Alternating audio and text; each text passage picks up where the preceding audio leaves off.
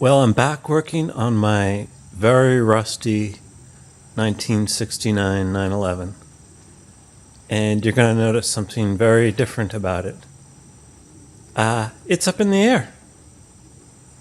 I've gotten a lift, which is making life much easier putting the floor pans in. In fact, I've been waiting, and I got sidetracked on some other projects. Waiting for my lift. It's very cool.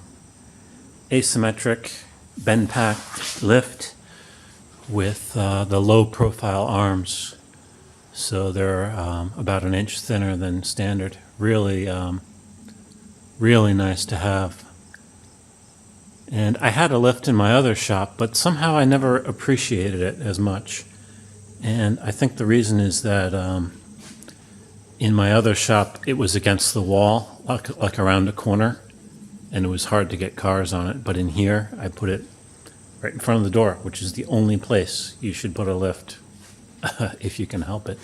Anyway, so I've got the rear floor tacked in, and I'm working on the repairs, all the small repairs around the area where the front floor tacks in, of which there are many. This was a very, very rusty car. And you can see inside here, if we climb up, the floor lips all around the floor are completely rusted out too. So I've been happily making little pieces to be welded in along there. And along the other side, we got the big patcher panel on that side. Patch piece. Yeah, so things are going well, and